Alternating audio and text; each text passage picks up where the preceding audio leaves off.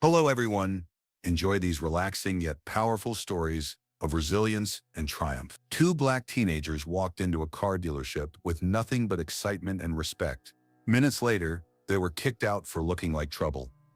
The next day, their billionaire father showed up, not to yell but to make sure the whole world saw what really happened. If you like stories of justice and redemption, subscribe to RVM Amazing Stories right now. The sun was heavy over Tempe that afternoon.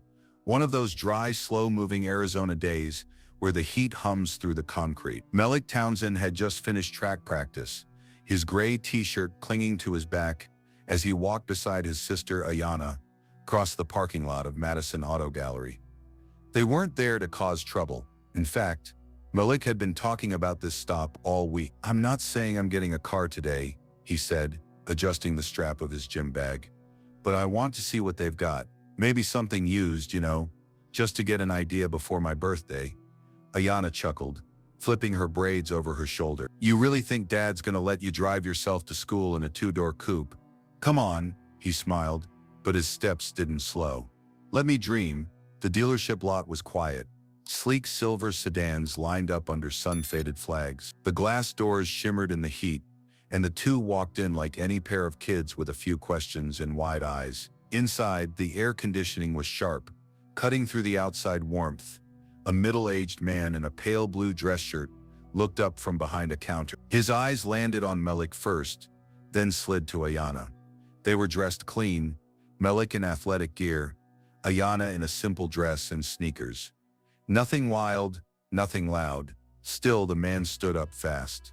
"Can I help you?" His voice was clipped. Malik, always polite, stepped forward. "Yeah, just checking out some cars. Maybe looking for something used. My birthday's next month. And, do you have an appointment?" The man interrupted. He was already walking toward them. Malik hesitated. "No, we don't allow unsupervised minors in the showroom," he cut in, glancing quickly at a coworker across the room. "Company policy." Ayana's face shifted. "We're not touching anything. Still, this isn't a hangout spot." His tone had turned colder now. "You can look at the website if you're interested." The silence that followed was thick. Malik opened his mouth, then closed it again. Ayana's fingers curled tightly around the strap of her bag. "We'll leave," Malik said quietly. Comment number 1: if you believe Malik and Ayana deserved better treatment. If you're unsure, subscribe to see what happens next. And they did. No yelling, no pushing back, just the slow walk back across the pavement, Ayana holding her breath the whole time. She waited until they were in the back seat of the Uber before she spoke. "That man looked at us like we were nothing." Malik nodded once, barely. His jaw clenched. He tapped his phone screen, checked the ride time, stared out the window. Ayana watched her reflection in the glass. She didn't like how quiet he'd gone. He wasn't a loud person to begin with. But this was different. It wasn't silence. It was restraint. She'd seen that look on their dad's face once before. "You're not gonna tell Dad, are you?" He didn't answer right away. "Malik, I don't know," he finally said. "I don't even know what to call it. It's not like the guy said anything crazy. He just didn't want us there." Ayana leaned back. "It felt crazy to me." Neither of them spoke for the rest of the ride. They didn't have to. Enjoying this story? Don't forget to like, share, and subscribe to RVM Amazing Stories for more impactful stories like this. They both knew what had happened. But the man at the dealership had no idea who he'd just kicked out. And by the next morning, he was going to find out. The Uber curved through the hills of Paradise Valley, where the houses got bigger, quieter, and more spread out the higher up they went. Behind the tinted windows of the black SUV, Ayana sat with her arms crossed, still simmering.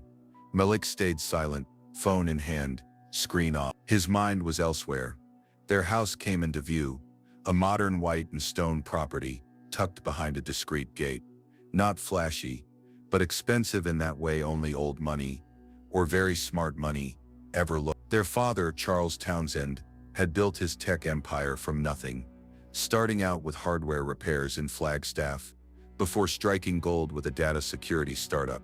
These days, people mentioned his name in Forbes articles and Silicon Valley panels. But around here, he just went by Charles. The kids walked in through the side entrance and dropped their things by the bench near the kitchen.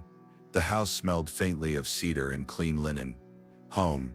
Their housekeeper, Mrs. K, looked up from the dining table where she was folding towels. "Hey y'all, everything good?" "Yeah," Ayana mumbled. Malik didn't answer. From down the hall their father's voice traveled. "Malik?" He appeared in the hallway seconds later, still in his navy polo, barefoot holding a tablet. "You're back early," Malik gave a shrug. Didn't end up staying long. Charles noticed the slump in his son's shoulders right away, the way he avoided eye contact. He glanced at Ayana. Her face said more than she probably meant it to. "What happened?" Malik stayed quiet. Charles set the tablet down and folded his arms. Ayana sighed. "Some guy at the dealership said we weren't allowed in." Charles frowned. "Which dealership?" "Madison Auto Gallery. Off University Drive." He said, "What, exactly?" Malik rubbed the back of his neck. "Didn't want us looking around. Said they don't let minors in without a parent. Accused us of hanging out." Charles didn't move for a long moment. His eyes narrowed slightly. Not with anger but with focus. That slow, deliberate calculation that meant he was thinking 2 or 3 moves ahead. "What did you do?" "We left," Malik said. "Didn't want to cause a scene." That landed hard. Charles took a breath, stepped into the kitchen and poured a glass of water. He handed it to Malik before speaking again. "You did the right thing. You hear me?" Malik nodded once. But then his father sat down at the counter stool and looked directly at him. "I want you to understand something. You are not less than anybody. I don't care if you walk in wearing track clothes or a tuxedo. You carry yourself right, and if someone chooses to see you as a problem, that's on them, not you." Ayana leaned against the fridge. "Watch," Charles continued, voice low and even. "But you should also know this. Silence isn't always strength. Sometimes you let people get away with small things, and they keep doing them to the next person. Then the next." Malik swallowed hard. "So what are you gonna do?" Charles didn't answer right away. He looked at both of them, then stood up and pulled his phone from his pocket. "I'm going to have a conversation." Ayana blinked. "With who?" "With whoever's running that place," he said, walking out of the room. Tomorrow morning. The next few hours passed, with an odd kind of stillness. No raised voices, no frantic calls. Charles made dinner like usual. Grilled salmon, asparagus, rice. They ate as a family. But something had shifted in the air. It wasn't anger. It was purpose. That night, Malik stared at the ceiling for a long time before falling asleep. He wasn't sure what his dad meant by a conversation, but he had a feeling it was going to be louder than any shouting ever could be. And across town, the man at the dealership had no clue that a storm was already on its way. Madison Auto Gallery opened at 9 a.m. By 8:45 the staff had already started trickling in, keys jingling, coffee cups in hand, sunglasses still on. The usual Monday rhythm. Derek Holton, the assistant sales manager, leaned against the front desk with his iced Americano and scrolled through his phone. He didn't recognize half the names in his inbox anymore. Turnover was high. The job paid well if you knew how to sell. And he knew how to sell. By 9:03, they had one customer in the lot. A navy blue Rolls-Royce Phantom, gleaming under the Arizona sun. It didn't pull into a regular space. It didn't idle in the back. It glided right up to the front doors and stopped. No one got out at first. Derek glanced at the receptionist, then stepped around the desk. "You expecting an appointment?" "Nope," she said, eyes locked on the car. Then the door opened. Out stepped a tall man in a dark blazer, slacks sharp enough to cut glass, shoes polished like a mirror. He moved slowly, calmly, no wasted steps. He pushed the glass door open and stood at the entrance for a moment. "Good morning," he said, voice smooth but firm. "I'm looking for your manager." Derek hesitated. "I'm the assistant manager. What can I help you with?" The man looked at him directly. "You're not who I need." That's when Kyle Ensign, the general manager, came out from the side office. Tall, red-faced, always looking a little too stressed. "Morning," he said quickly. "I'm Kyle. Can I ask what brings you in?" The man reached into his jacket pocket and handed him a card. Kyle read the name slowly. Charles Townsen, founder and chairman, TNS Global. He looked up, his face beginning to pale. I, uh, wow, sir, I wasn't expecting. I imagine you weren't, Charles replied, stepping further inside. I won't take much of your time. Kyle gestured to his office, eyes flicking toward Derek. We can talk in here. But Charles didn't move. No need for privacy. This is a public place. I'll only speak for a few minutes. Kyle nodded stiffly, clearly uncomfortable. Of course. Go ahead. Charles looked around the showroom. Yesterday, 2 kids walked in here. One was my son, the other my daughter. Kyle blinked. His throat bobbed. I see. They were told they weren't allowed to browse, that they should leave, that this place wasn't for them. Sir, we have. Charles held up a hand. I'm not here to argue. I'm not here for a refund. I didn't lose anything yesterday. But you did. You lost the chance to do right by 2 young people who were raised to treat others with respect, even when it's not returned.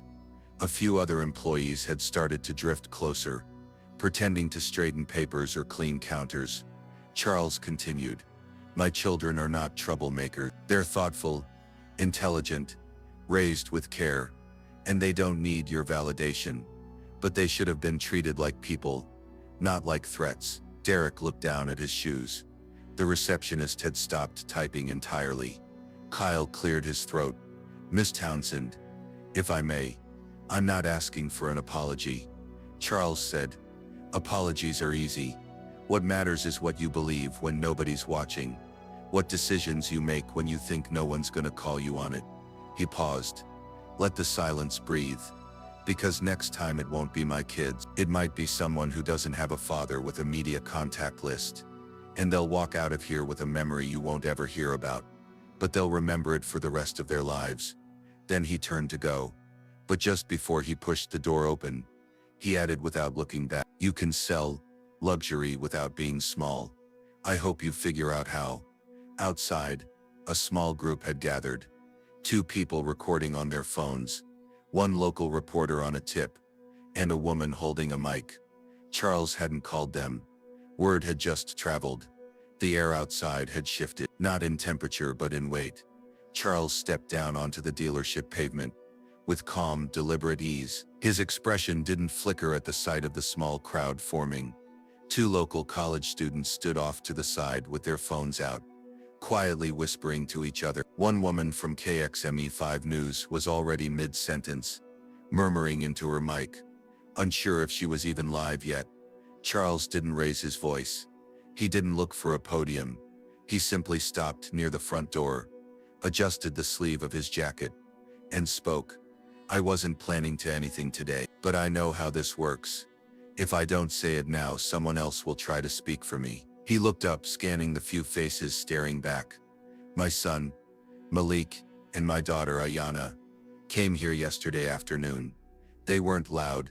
They weren't messing with anything. They came here to look like any other young person with a little excitement in their chest and a dream in their head. His voice didn't waver. It wasn't loud. It was quiet. So quiet it made people lean in. But they were asked to leave. Not because they broke a rule, not because they touched something they shouldn't have, but because someone decided they didn't belong here, that they were a problem. Before they said a single word, the college student holding the phone let out a soft breath, shaky with emotion. Charles went on, I've worked my whole life to build something that would last. And I've taught my children that what you build doesn't just sit in your bank account. It lives in how you treat people, in the everyday decisions, the ones you make when nobody's watching. He paused again, not for drama, but because the next words meant something. Yesterday, someone looked at my children and didn't see who they were. They saw who they assumed they were, and they dismissed them. You don't need to raise your voice to be disrespectful. You just need to make someone feel small in a place they were excited to walk into. Behind the glass doors, Kyle stood watching, hands shoved deep in his pockets. Charles looked over his shoulder briefly, then turned back to the people in front of him. I'm not asking anyone to cancel this place. I don't believe in that. I'm not even angry anymore. I'm just tired of seeing this pattern over and over again. Good kids, being made to feel like criminals before they've done anything wrong. That kind of thing sticks. And if no one speaks on it, it just keeps happening. A few more bystanders had stopped on the sidewalk. A delivery guy across the street lowered his sunglasses to get a better look. I showed up today because my children didn't deserve that kind of treatment. And because I want them to see that when something's wrong, you don't just swallow it, you face it with clarity, with dignity, and without letting it turn you into what you're standing against. He stepped back toward the Rolls-Royce, hand on the door handle. One more thing. My kids walked out yesterday with their heads. That says everything about them, and nothing about the man who tried to shrink them. He opened the car door and got in without another word. The crowd didn't cheer. No one clapped. They just stood there, processing what they'd heard, what they'd seen, and what it said about everything. Inside the dealership, Derek slowly sat down. The receptionist had tears in her eyes and didn't know why. Kyle Lenson remained by the window, arms stiff by his side. But even he knew it was too late to control the story now. By that afternoon, the first video hit Twitter, then Instagram, then the news, and the story began to take on a life of its own. By lunchtime, the story had slipped out of local hands. What started as a shaky vertical phone video recorded by a college freshman named Tori Clements had already crossed 2 million views on X. The caption read, "This man just walked into a dealership that disrespected his kids and handled it with so much class. I'm actually speechless." People weren't just sharing the debating tone, arguing in threads. Under one post, a woman from Flagstaff commented, "Charles Townsen fixed my dad's laptop in 2001 and wouldn't take a dime. That man's been built different from the start." Others weren't so kind. One account, anonymous, profile picture of an eagle, commented, "Why didn't the kids just say who their father was? Sounds like they wanted to play victim." And just like that, it snowballed. Morning talk shows picked it up. Good Morning Phoenix aired a segment titled, "Billionaire Father Calls Out Discrimination at Tempe Car Dealership." Within hours, the dealership's Yelp rating dropped from 4.2 to 2. Dozens of one-star reviews popped up like weed. "Rude and dismissive staff. Treated my teenage son like a criminal. Never going back. If you're not wearing a suit and tie, don't bother walking in. They'll ask you to leave before you even say a word." Of course, not all the backlash came from strangers. Local activist groups began circling the story too, pushing for conversations about youth, perception, and everyday bias.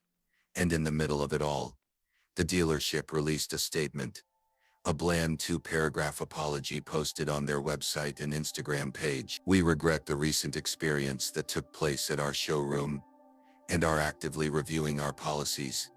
We strive to provide a welcoming environment to all guests and take these matters seriously." The comments beneath it said everything.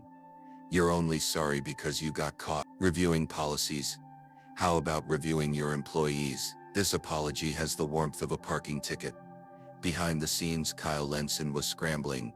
He'd already called 2 PR consultants, both of whom told him the same thing: say less, lay low, and do not try to spin it. But the internet didn't care about PR cycles. People wanted transparency. They wanted names. They wanted action. Meanwhile, Malik and Ayana sat at home, both phones blowing up with messages, some from friends, others from numbers they didn't even recognize. Ayana showed her brother one that made them both laugh. "Despite everything, girl, is that your dad on the news? Tell him to run for office or something. I'm dead." But then came the harder ones. "Why didn't y'all just walk away? Ain't nobody owe you a car. Not everything is about race. He probably thought you were skipping school. So what? Rich people want sympathy." Malik stared at his screen, jaw tight. Ayana nudged his shoulder. "Don't read that stuff." He didn't respond. He was still scrolling. Their father entered the room, holding 2 mugs of tea. "Phones down," Charles said. "Just for now." Malik hesitated. then finally set his phone face down on the table. Ayana followed. Charles sat across from them, leaned in slightly. You two didn't ask for this. But sometimes life decides your story's bigger than just you. Ayana frowned. But we didn't even do anything. We just walked in. I know, he said. That's what makes this so real. You did everything right. And still someone saw you wrong. Malik stared at the tabletop. Is it always gonna be like that? Charles let the question sit in the room for a while. No, he said, but you'll face it again. And when you do, you decide who you want to be in that moment. Outside the house, reporters were still circling. Inside, something stronger than anger was taking root. Awareness. And awareness doesn't go away. The sun dipped lower behind Camelback Mountain, casting long shadows across the Townsen backyard. It had been 2 days since Charles spoke at the dealership. 2 long, quiet days of headlines, messages and public noise. But here, behind the hedges, it was still. Charles stood at the grill, flipping salmon fillets with a slow rhythm.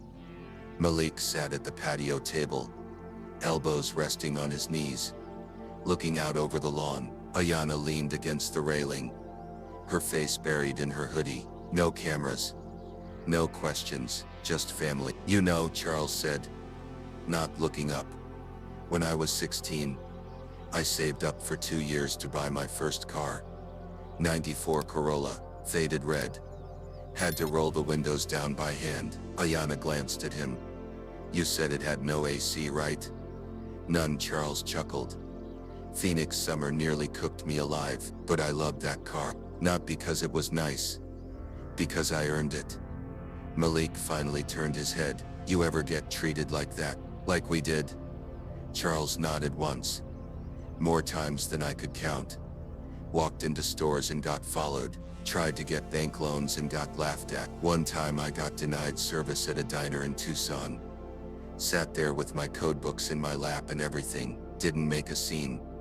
Just left. But why not say something back? Malik asked. Like you did now. Charles flipped another fillet. Because back then I didn't think my voice mattered. I thought keeping my head down was the only way to move forward. He paused, but I was wrong. The grill hissed quietly. That's the thing, son. You spend enough time swallowing disrespect, you start to forget what being seen feels like. And I never wanted that for you, or for your sister. Ayana sat down beside her brother. Well, you definitely made sure we got seen. Charles looked at both of them now. Being seen isn't enough. You gotta be ready for what comes with it. The praise, the criticism. The people who will love you for standing up, and the ones who'll hate you for it. Malik looked down at his hands. I didn't even want it to be a thing. I just wanted to look at a car. I know, Charles said. That's what makes it powerful. You weren't performing. You were just living your life, and someone didn't like what that looked like. They sat with that for a moment. I'm proud of you, Charles added. Both of you. You didn't shout. You didn't try to prove anything. You just stayed true to who you are. Ayana shrugged. It didn't feel brave. It's not supposed to. He said. Bravery's quiet most of the time. It's just not backing down from being decent in a world that sometimes isn't. A long silence settled over the yard. Then Ayana smirked. So, are we still looking for a car? Or what? Charles grinned. I thought you'd never ask. Malik sat up straighter. Wait. For real? Charles tossed a set of keys across the table. They landed near Malik's hand with a soft clink. Check the garage tomorrow, he said, but it's not about the car. It's about who you become while driving it.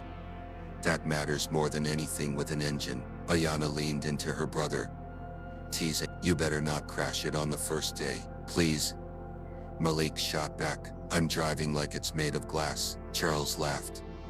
And for the first time in days, the weight of the moment started to lift. Some stories end with outrage, others with silence. But this one ends with a lesson. Sometimes the best way to fight back is to stay standing, calm, honest, and seen. If this story made you feel something, share it, and don't forget to subscribe for more stories that challenge, connect, and remind us who we really are.